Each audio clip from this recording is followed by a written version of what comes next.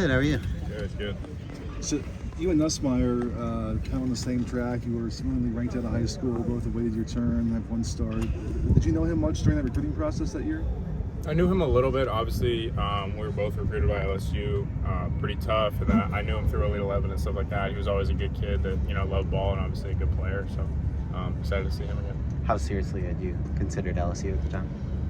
I think they were down there in like the last 5 of my recruiting process. I think they had obviously just had a ton of recent success coming off that national championship throughout my, I think, sophomore year of high school. So it was obviously an attractive program that had won pretty recently. So they were up there. I don't know if I was ever really going to go there, but they were definitely up there at the end. Have you talked with Garrett at all before this game?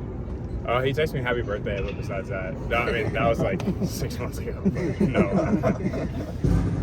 They have a great edge rusher in Harold Perkins. How do you feel like you've gotten better in terms of pocket presence, just sort of understanding pressure that's coming at you over the course of the last year or so? Yeah, that's twofold, obviously, right? One's understanding like the protection you're in, where the strengths and weaknesses are, and then one's obviously the physical in terms of being able to move and avoid stuff. So I think I've tried to improve in both throughout the offseason. I feel like I've done a good job of that, and obviously we're playing against a really good edge player, so I guess we'll see how good of a job I did.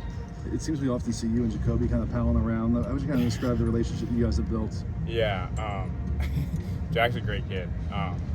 Obviously a phenomenal football player, but a phenomenal human being as well. Someone I really enjoy being around, and someone that really loves ball, so it's easy for us to kind of connect there. And I think he's just, I don't know, being around Jack just makes you a happier person. I don't know if you guys have noticed that through his interviews and stuff, but he's awesome. I love being around him. He's obviously a hell of a player as well. I asked him about his leadership qualities, and he was pretty humble about it. Has he taken on the leadership role for this team that they need?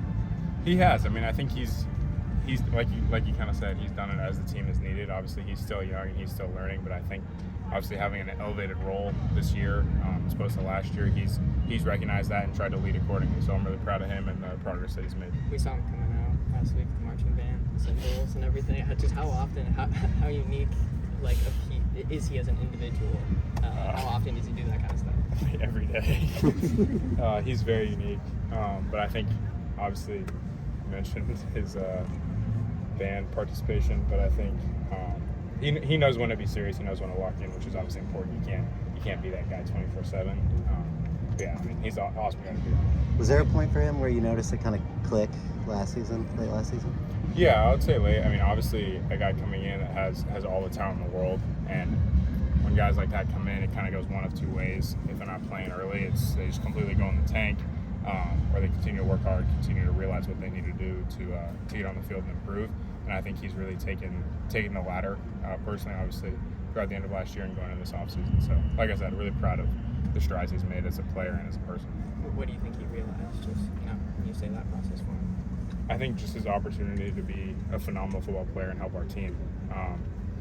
I think he came from a high school where he was far and away the best player, and I think he started to learn and understand what it means to be a part of a team, that if a play is not necessarily designed to go to him, that it's not the end of the world, and that he's obviously an important piece, but a piece of a much larger puzzle. And I think he came to realize that, and has learned how to put the team first. I'm really proud of him for doing that. What benefits do you think come from having captains named week by week, and what does it mean to you to be there for week one? Yeah, obviously it's an honor to go out there and represent our team anytime. You have that opportunity to do that for USC. I think it's an honor and a privilege. I think, and Coach Riley had spoken to me about this earlier in the offseason, I think it's a really good idea. I don't think you want to be, at the end of the season, you have guys walking out there that haven't necessarily earned it week to week. Not that has happened before, but I think it forces the guys that are initially representing the team and that are pushed to the top to continue to be there. And I think that's positive, because we don't want anyone in our program getting comfortable and resting on the fact that they've been anointed to a certain position. I think having to earn that each and every week is really important. How do you think you've grown over the last few weeks at fall camp? That's a good question. I think, obviously, like the physical, I'm always continuing or trying to continue to grow. Bigger, faster, stronger, throw the ball further, throw the ball harder, throw better on the run, that kind of stuff. I think I've grown emotionally a lot over this offseason. I would say that's my biggest kind of area of growth in transitioning to a new role of leadership, learning how to handle that, learning how to handle the team as a whole while also making sure I'm ready myself. So I think that's really my biggest area of growth. I mean, Obviously, go ahead. it's often talked about the timing, which is kind of one of your biggest strengths. And obviously, there's pretty young O-line. We've got some guys who are stepping in for the first time. Is there an emphasis a little bit more to you on wanting to play fast, getting the ball out quick, just making kind of quicker reads so you're not holding onto the ball, that long and putting them in tough spots?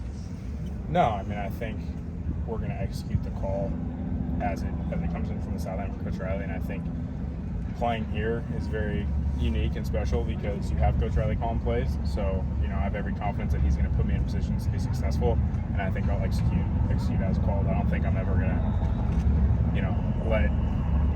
at first I want to say, I have 100% confidence in my offensive line, so I'm never going to play differently because of them or because of who's in front of me. So, no, I think, like I said, we'll just execute as called, and I think we'll be fine. Let's do one more after the plane.